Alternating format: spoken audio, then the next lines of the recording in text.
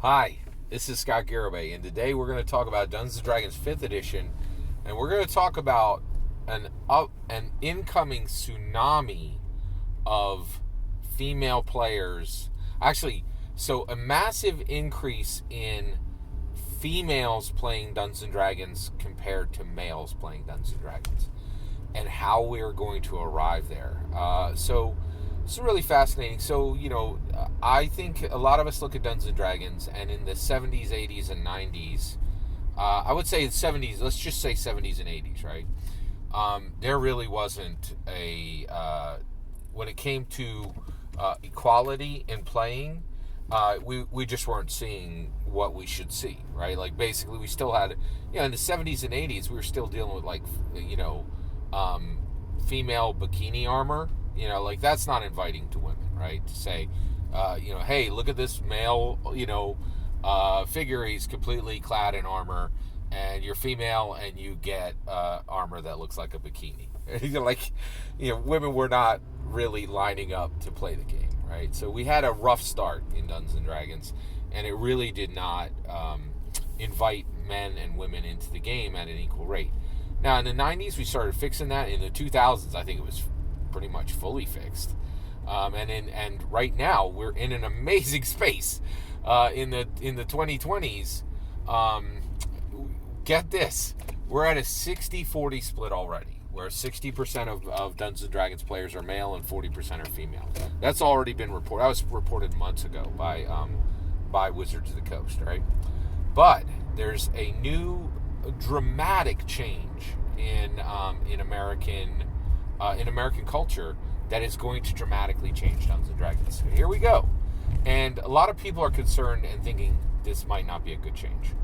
So basically, across the board, across wealth and race, with a few exceptions, but at the macro level, without exception. There are a few exceptions, but at the macro level, across race and wealth class, men are going to college less. They are fleeing college, either leaving and not graduating, or never starting at a faster pace than ever before, right? So the 2020 mass debacle just made the whole situation far worse. We already had this trend, and the 2020 mass debacle just put booster rockets on it, right?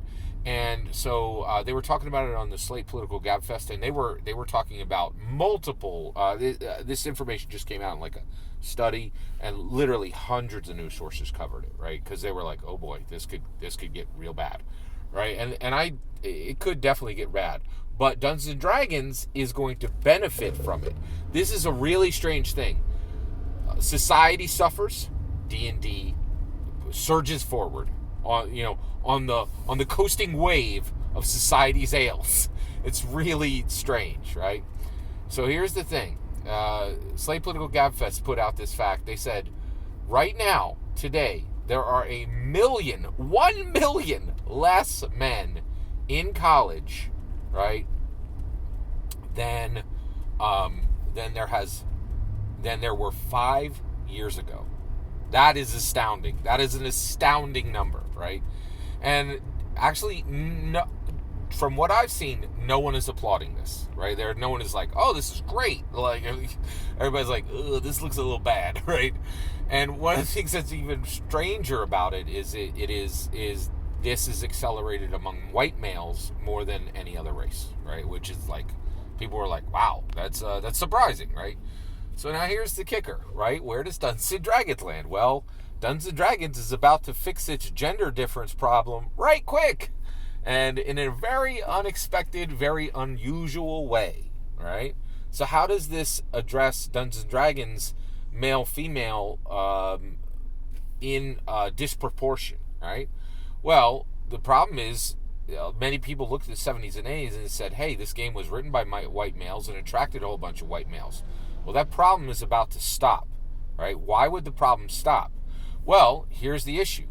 Every single day going forward, and I think we're already impacted by this, and it might explain. When I saw the numbers of 60-40, them saying if you take 5 D&D players in the world, 3 of them are men and 2 of them are women. I was surprised it was that high, right? Not that it shouldn't be that high. I was just surprised that there were that many women who were interested in playing Dungeons and Dragons, right? But that's the case. But see, one of the things we're starting to see is it may not be a question going forward who's interested in playing Dungeons and Dragons. It's who's capable of it, right? So here's what's happening, right? So a game that used to have a disproportionate number of white male players, that problem is about to get fixed hard, right? Like, that problem is about to disappear. And here's why. So if you have a game that to do basic engagement requires 750 pages, so you want to be a dungeon master, right? You need to read the PHB, you need to read the DMG, and you need to read the monster manual. And if you're a player, you still are going to need to do 500 pages of reading just to get through the MM and realize that it has the beasts you need for your druid, and just to read the player's handbook. So, players have to only read 500 pages of content, right? So if you have a game that the most basic engagement with the game requires 500 pages of play, 500 pages of reading, and actually that's not even full engagement. Full engagement really is being a dungeon master. So if you have a game where full engagement requires at minimum 750 pages, and to say 750 pages, that's the DMG, the MM, and the PHB, and you have to forget that Tasha's exists, that Tasha's and Xanathars exist. You have to forget reading a single adventure. You have to forget that there are actually 10 plus adventures, right? You have to forget lore books, you have to forget adventure books, you have to forget, the most basic engagement is 750 pages of reading.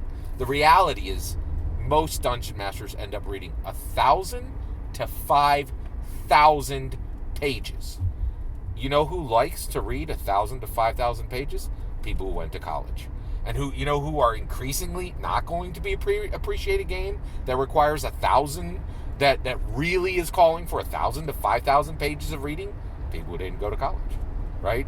So the reality is, increasingly, every single day that goes forward, there are not going to be people who are like, I didn't go to college. I don't want to do 1,000 pages of reading. I don't want to do 750 pages of reading just to meet the minimum, right? Like, so the reality is, white males should include, just by the numbers that have already been reported, should be checking out of Dungeons and Dragons fast.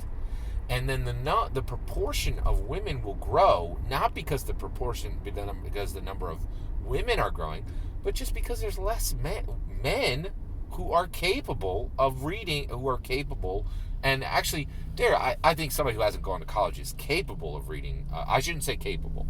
I said incented, right? I should say willing.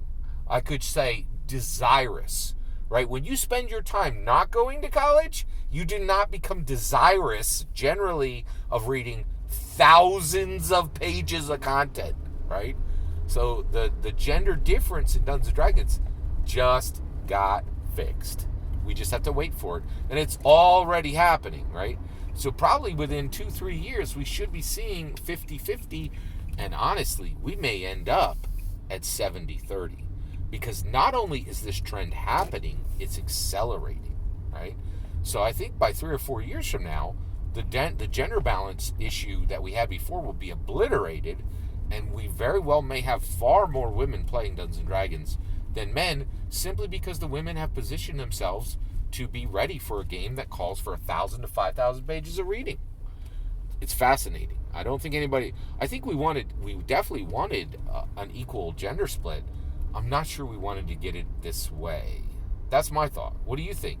Let me know in the comments below. Please consider liking and subscribing, and have a wonderful millennium.